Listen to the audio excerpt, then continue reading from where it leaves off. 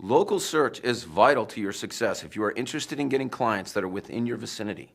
At least 30% of the traffic that used to go to your website is now going to your local search profile, or if it isn't showing up, to your competitor's local profile. Are you showing up in local search? Or do you have multiple locations that you need to show up for and simply aren't no matter what you do? Certainly Google is not making it any easier with the constant changes.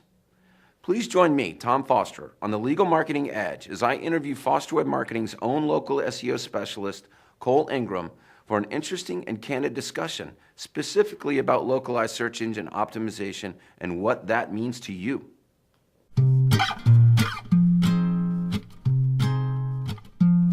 Hey everybody, Tom Foster here at Foster Web Marketing. I'm here with my SEO guru. You're okay with guru, aren't you? We can do guru. Okay, guru's okay. Anyway, we're here with Cole Ingram, and Cole has been with us, how long? It's about 3 years now, Tom. It's a long time. And Cole's been doing SEO, link building, and now really you've moved into spending a lot of time solving the Google local. I do spend a lot of time with Google Local as much as Google changes local search. It's an area where it can be a big win for a small business or a law firm. Yeah, and so is SEO easy? Is SEO easy? No, SEO is not an easy process. It's something that you don't just take a class on or learn about in school and then you can apply it and go back. It's a ever-changing, ever-evolving set of best practices or things you want to adhere to or aspire to. So no, SEO is not an easy process, but it is a fun process, and it certainly can be a rewarding process professionally and for the end user financially as well. It's a tedious process, though. There are many tedious elements to search engine optimization. It's not a process where you can overlook detail. Detail is incredibly important in certain aspects of it, yes. Can you set your SEO on autopilot? No, that would not set your SEO on autopilot. There's really no such thing as autopilot. There's defining campaign goals and sticking to those, but that's in a time frame that would not be considered autopilot. So no, you want to be revisiting what you hope to accomplish, and certainly hope that you have somebody advising you on the changes that the search engines are making to their algorithms. Now, you and I meet every week at least to talk about what's going on in Absolutely. the SEO world and what's going on for this particular client. Are any 1-2 clients the same? No, even with a niche focus at legal here at Foster Web Marketing, you don't really find two clients that are exactly the same. No two clients are going to be in the same local vicinity, which changes the landscape completely. Clients have different practice areas, different office locations, and different targets for what they want their legal practice to be. So no two clients are the same, and so thus the SEO approach is not the same for any two clients. And one client, because SEO goes into so much granular detail, like one client might have an upper hand simply because he went to school at this school that's local, that's well known, right? Absolutely.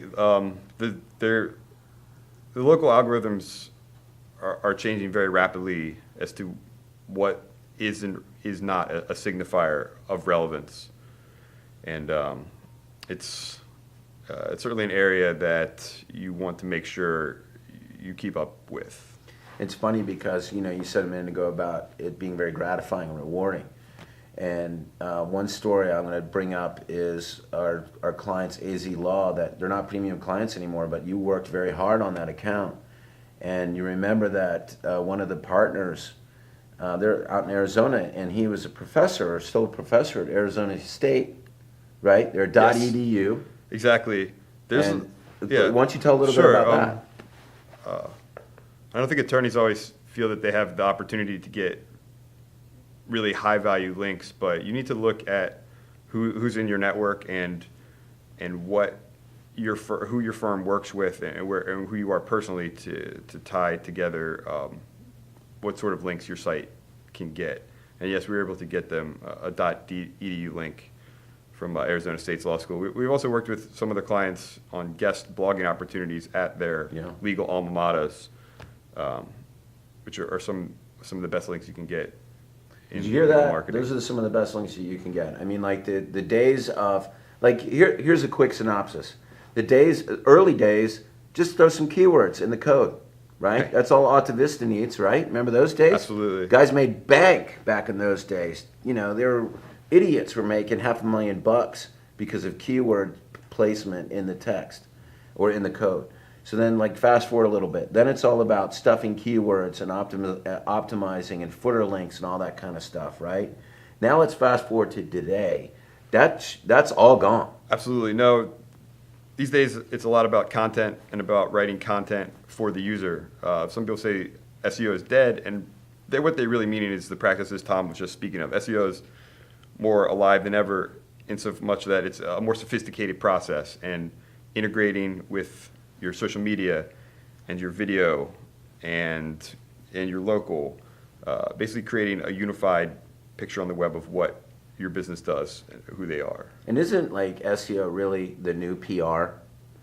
I'd like to think that, yeah, SEO is finally up there with a solid footing in the marketing world. It's no longer in the basement, it's no longer in the shadows, because the practices to be successful in SEO are practices you can be proud of and that are gratifying and that are rewarding, and that they aren't in a secret box that I try to unleash. Like, how much time do you spend, because you do SEO work for me Yes. on our sites, and you do SEO work for some of our top clients that you've been doing that for years. How much keyword stuffing do you do as part of your SEO strategy?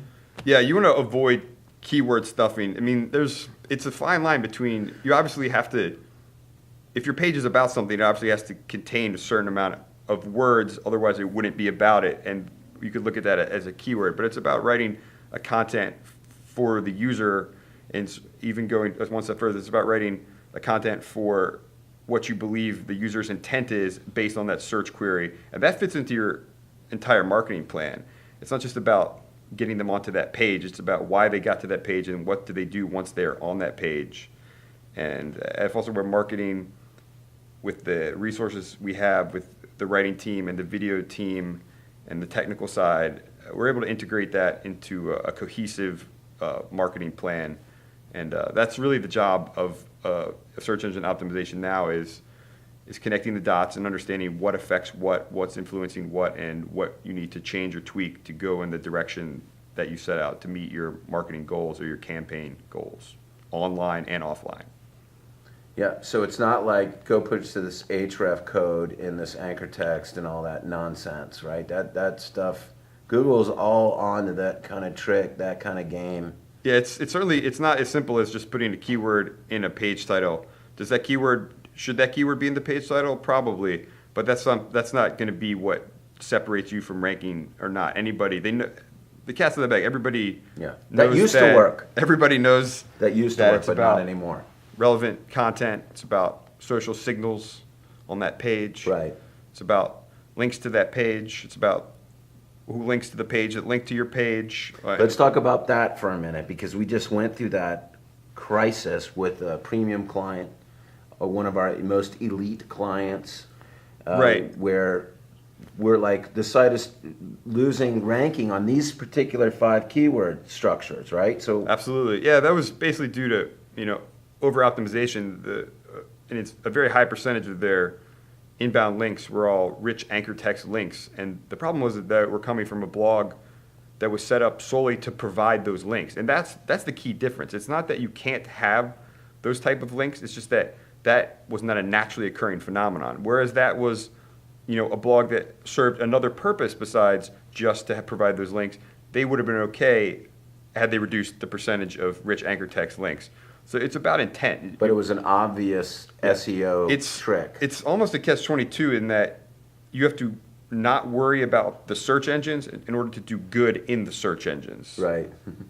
It's back to old school. It's about It is. content. It's back to old school, but it's about old school marketing, but a new school understanding of how it affects your rankings and visibility in organic search. So that to me is really the role of search engine optimization in 2012. Right. Just in case you want to use it longer. All right, so let's talk a little bit about Google Local. Yeah, Google Local. I'm basically Well, what's it called now? Google Local Plus, Google Plus Local. What's our name today? Google Plus Local. Bang. Yeah, basically, local search means a variety of different things. Local search could be a search with a geosignifier in it, or a search for where the search engine knows where you're located. Basically, any search that triggers a listing of local profiles for that particular search engine mostly would be Google plus local. And it's another form of SEO. It is related to your website, but is not solely about your website. Okay, now, and here's another point that we just talked about this week about a client that asked, it looks like we've lost some visits to our website, and what we compared data points, and the visitors that they had lost to their website had actually gone to their Google Plus profile. Exactly. Or it just pops up and they don't even need to go. It's exactly. We're not just measuring our performance on here's what you rank for this keyword or here's how much traffic you're getting. Our goal is to get relevant contacts into your system and to turn those into cases. So that's still a win for us. If someone lands on your Google Plus local page, doesn't visit your website, but calls that number and is in your system, that's a win. That's our goal by any site at our disposal. So Right.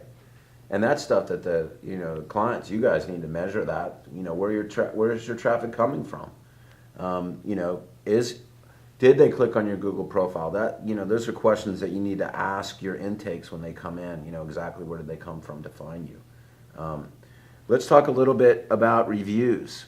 Sure. I mean, reviews are incredibly important. And not only are they a ranking signal, but in the example I just gave, if there aren't positive reviews on those pages, the person isn't going to contact you. So that's kind Or of zero reviews, and somebody else has got 5 reviews. exactly. That's the content of your place's profile is the reviews. That's the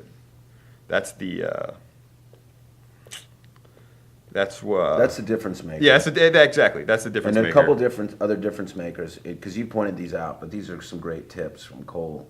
One, make sure that your website address is exactly the same as your profile. Exactly. You talked about detail, and in local search, it is about strict adherence to detail, that your information is consistent across the whole ecosystem of sites that inform and make up the local ecosystem. So yeah, you want it to be exactly the same. Let me ask you this question, Cole. Could you identify the perfect client for you from an SEO person's perspective? Because you guys, let me just finish this question. Sure. Because you guys are a lot of times in the dark about what's going on. You find out after the fact of something. So tell me, because I know how we work together, and I know what you've told me, but tell everybody else out there what your perfect client to make the most of your efforts. How Absolutely. can they work with you? Yeah, a perfect client is somebody that buys into what we're doing and that shares their online and offline activity, because they both inform each other. And search engine optimization can make sense of a whole range of what's happening to your site. Where is your traffic going? Why is it converting? Why is it not converting? What is going to be searched for? What is being searched for now? What is going to be searched for in the future? So I'm looking for somebody that is willing to share what they're doing and to think of us as part of their team, because my job is to only help their website perform better. It's not about, it's more about a team win than an individual win. We're not trying to say, SEO doesn't win. Us winning is you winning, is you getting cases, you getting relevant web contacts, you being found for the terms that are going to convert into the cases that you have told us that you want. And not necessarily the highest, most expensive AdWord terms that you think that they are. Exactly. It's Across the board, we've discovered that you could be on page 1, Right. and SEO people are not expensive. You know, he's making a living just like the rest of us are making a living. And the point is that you got to pay the guy to get you ranked because it's hours in the day, and you want to get him ranked for a vanity keyword that's not going to bring you the cases and the clients. And that's the point, is that you need to work with, whether it's with us or any SEO team worth the salt.